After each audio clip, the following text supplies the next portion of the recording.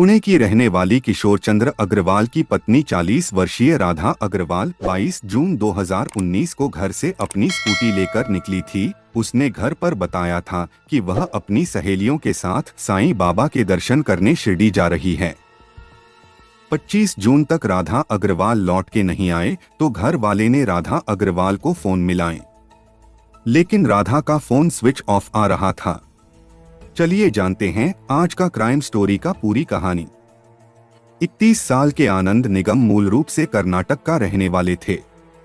आनंद निगम के परिवार में माता पिता के अलावा एक छोटी बहन थी। आनंद निगम परिवार का स्थिति साधारण था।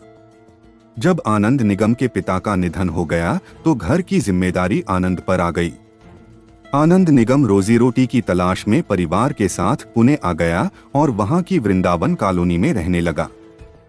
पुणे में रहते हुए आनंद निगम की मां ने एक दूसरे आदमी का हाथ पकड़ के घर से निकल गए थे।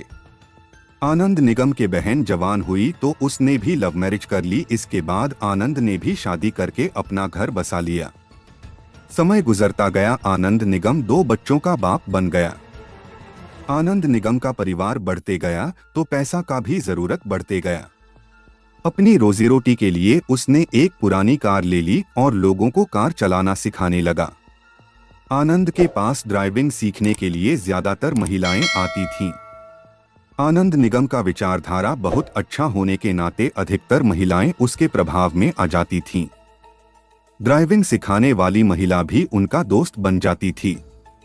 वह उनसे फेसबुक, व्हाट्सएप के माध्यम से चैटिंग किया करता था, जिसका असर उसके व्यवसाय पर पड़ने लगा था।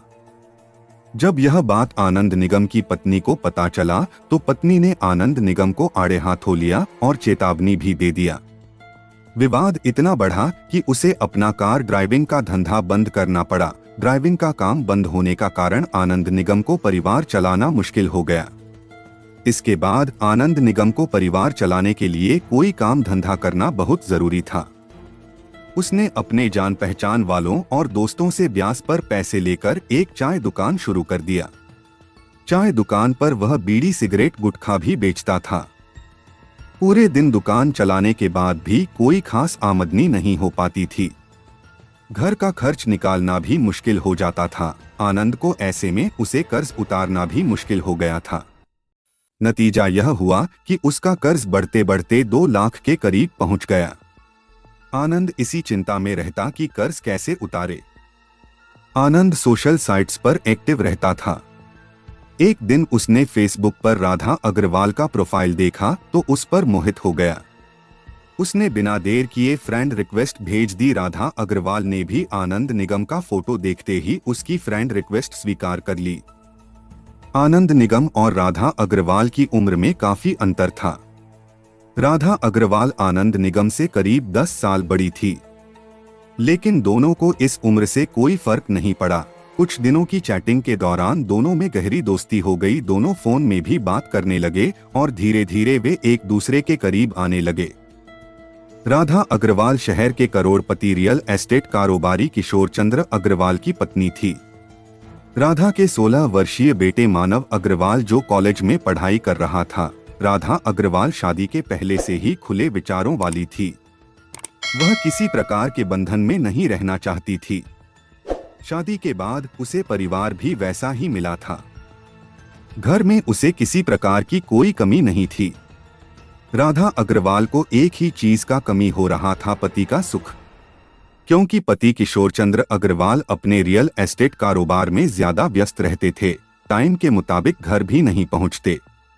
लेकिन राधा अग्रवाल पति का सुख चाहती थी जो उसे नहीं मिल पाता था। राधा अग्रवाल एक खूबसूरत महिला थी। एक युवक की मां होने के बाद भी उसका शारीरिक आकर्षण बरकरार था। राधा अग्रवाल मोबाइल के जरिए सोशल मीडिया में एक्टिव थे। राधा अग्रवाल ने अपना मन बहलाने के लिए जब सोशल मीडिया का सहारा लिया तो कुछ ही दिनों में उसके हजारों फॉलोअर्स और सैकड़ों फ्रेंड बन गए। राधा अग्रवाल घूमने फिरने के लिए एक नई स्कूटी खरीद करके रखी थी।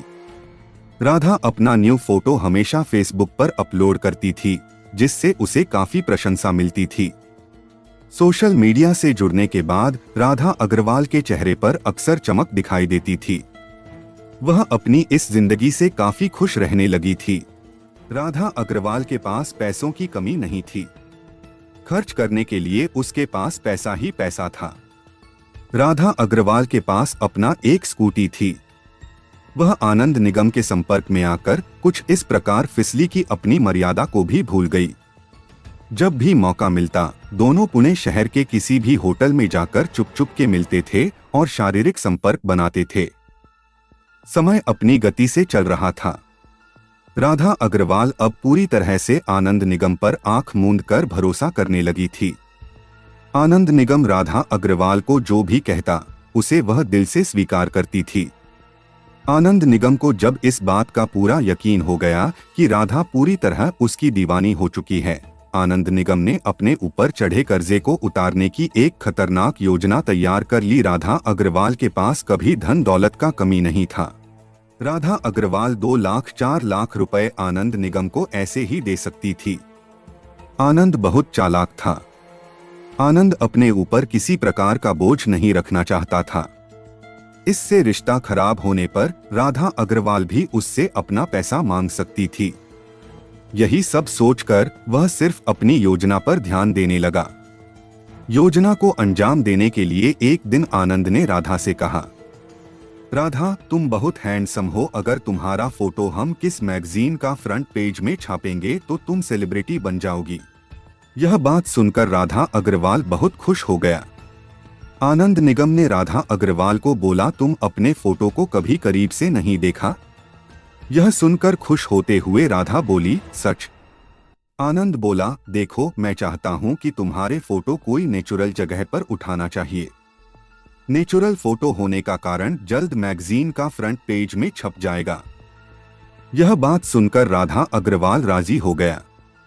आनंद निगम का दिमाग में दूसरा कुछ चल रहा था। वह राधा अग्रवाल को बोला, तुम कल अपने सारे गहने पहनकर आ जाओ, हम पुणे से कहीं दूर चलेंगे फोटोशूट करने के लिए। राधा आनंद पर आंखें मूंद कर भरोसा करती थी।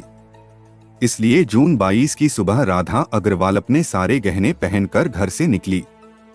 घर वालों से उसने कह दिया कि वह अपनी सहेलियों के साथ स्कूटी से साईं बाबा के दर्शन करने शिरडी जा रही है। 2 दिन में घर लौट आएगी। इसके बाद वह स्कूटी लेकर आनंद द्वारा बताई गई जगह पर पहुंच गई। आनंद वहां पहले ही खड़ा था। वहां से आनंद ने राधा की स्कूटी संभाली और दोनों स्कूटी में बैठकर आपस में हंसी मजाक करते हुए पुणे से 80 किलोमीटर दूर निकल गए। आनंद निगम को अपनी योजना के अनुसार वह जगह उपयुक्त लगी। उसने स्कूटी एक तरफ खड़ी कर दी। इसके बाद उसने राधा से फोटोशूट करने के लिए तैयार होने को कहा। राधा अग्रवाल खुशी खुशी अपना फोटो शूट कराने के लिए तैयार हो गई। सड़क से कुछ दूरी पर जंगल था। जंगल में जाकर आनंद अलग अलग एंगल से उसके फोटो खींचने लगा। इसका बाद आनंद निगम ने राधा से कहा, हम लोग बहुत दूर जंगल में आ गए, मैं चाहता हूँ तुम 1-2 और हर टाइप का फोटो का पूछ हमको दो। राधा अग्रवाल भी राजी हो गया। आनंद ने राधा की आंखों पर पट्टी बांधी, फिर उसके हाथ पैर बांधकर फोटो खिंचवाने को कहा। हाथ पैर बांधने के बाद आनंद ने राधा अग्रवाल के सारे गहने उतारकर अपने पास रख लिए। इसके बाद आनंद निगम ने छिपकर लेकर गया था तेज धारदार चाकू से राधा अग्रवाल का गला रेत दिया। गला कट जाने का कारण राधा अग्रवाल की मौत जंगल में हो गया। राधा अग्रवाल की हत्या करने के बाद आनंद निगम ने उसका मोबाइल फोन स्कूटी की डिक्की में रख दिया। राधा अग्रवाल के हैंडबैग से नोटों से भरा पर्स निकाल लिया और स्कूटी लेकर पुणे की तरफ लौट पड़ा था। वहां से आनंद निगम अपने घर न जाकर सीधे अपने चाय दुकान पर पहुंचा। रात करीब 2 बज गया था। चारों तरफ सन्नाटा था। उसने राधा की स्कूटी अपने चाय दुकान के पीछे खड़ी कर वह निश्चिंत होकर अपने घर चला गया। उसका बाद आनंद निगम ने पुणे शहर को छोड़कर कर्नाटक चला गया। 2 दिन के बाद राधा अग्रवाल घर वापस नहीं आए तो 25 जून को पति किशोर चंद्र अग्रवाल ने राधा अग्रवाल का फोन मिलाया, लेकिन राधा का फोन स्विच्ड ऑफ आ रहा था। राधा के 16 वर्षीय बेटे मानव अग्रवाल ने तुरंत अपनी मां की सहेलियों से बात की तो उन्होंने बताया कि वह तो शिरडी गई ही नहीं थी, न ही उन्हें राधा के शिरडी जाने की कोई जानकारी है। राधा की सहेलियों से यह जानकारी मिलने पर परिवार के लोग परेशान हो गए।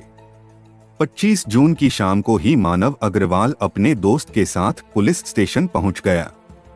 मानव अग्रवाल ने वहां थाना प्रभारी को अपनी मां के लापता होने की विस्तार से जानकारी दे दी। थाना अधिकारी ने राधा अग्रवाल की डिटेल्स लेने के बाद मानव को भरोसा दिलाया कि पुलिस उन्हें अपने स्तर से ढूंढने की कोशिश करेगी। इसके बाद थाना अधिकारी ने राधा अग्रवाल की गुमशुदगी की कार्रवाई शुरू कर दी। पुलिस टीम अपने स्तर से राधा अग्रवाल को तलाशने लगी। पुलिस को जांच में पता चला कि राधा अग्रवाल शादी के बाद सोशल मीडिया, फेसबुक और व्हाट्सएप के जरिए कोई आदमी से लगातार बात करती थी। यह जानकारी मिलने के बाद जांच अधिकारी को इस बात का पूरा भरोसा हो गया कि राधा अग्रवाल की गुमशुदगी के पीछे कोई गहरा रहस्य है, जिसका पर्दा उठाना जरूरी है। पुलिस ने राधा अग्रवाल का मोबाइल नंबर लेकर उसकी कॉल डिटेल्स निकलवाई तो अंतिम लोकेशन पुणे के ही भोसले नगर रेंज हिल इलाके की मिली। पुलिस वहां पहुंच गई। वहां पर एक स्कूटी मिली जो राधा अग्रवाल की ही थी। पुलिस ने स्कूटी की डिक्की खोल कर देखी तो उसमें राधा का मोबाइल फोन मिला। डिग्गी का अंदर मोबाइल स्विच ऑफ था। जब राधा अग्रवाल का मोबाइल को स्विच ऑन किया गया तो व्हाट्सएप और फेसबुक पर महिला और युवक दोस्तों की लंबी चैटिंग देखने को मिली। राधा अग्रवाल के फोन पर जिस नंबर से आखिरी बार बातचीत हुई थी, पुलिस ने उस नंबर की जांच की तो वह नंबर आनंद निगम का निकला, जो कर्नाटक का रहने वाला था। पुलिस आनंद निगम के घर में पहुंची तो देखा आनंद निगम घर से फरार है। आखिरकार पुलिस उसके पास पहुंच ही गई। आनंद निगम को हिरासत में लेकर पुलिस पुणे लौट आई। पुलिस अधिकारियों के सामने आनंद निगम से राधा अग्रवाल के बारे में पूछताछ की तो पहले तो आनंद निगम कहता रहा कि राधा अग्रवाल नाम की किसी महिला को नहीं जानता, लेकिन पुलिस ने जब व्हाट्सएप और फेसबुक पर उसकी और राधा की चैटिंग दिखाई तो वह सहम गया। वह चाह कर भी अपना झूठ नहीं छिपा सका। सख्ती से की गई पूछताछ में उसने स्वीकार कर लिया कि वह राधा अग्रवाल की हत्या कर चुका है। हत्या की बात सुनते ही पुलिस चौंक गई। आनंद से उसकी लाश के बारे में पूछा गया तो उसने बता दिया कि लाश ताम्हिणी के वर्षाघाट के जंगलों में है। पुलिस को किसी भी तरह राधा अग्रवाल की बॉडी बरामद करनी थी। पुलिस आनंद निगम को लेकर 12 जुलाई 2019 को ताम्हिणी वर्षा घाट के जंगल में जा पहुंची।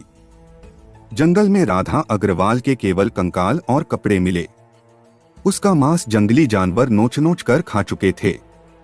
पुलिस ने कंकाल का पोस्टमार्टम के लिए भेज दिया। आनंद निगम से पुलिस विस्तार से पूछताछ करने के बाद निशानदेही पर हत्या में इस्तेमाल चाकू और राधा अग्रवाल के ज्वेलर बरामद कर लिए। आनंद निगम को धारा 201, 364, 302, 363 के तहत गिरफ्तार कर कोर्ट में पेश किया, जहां से आनंद निगम को जेल भेज दिया गया।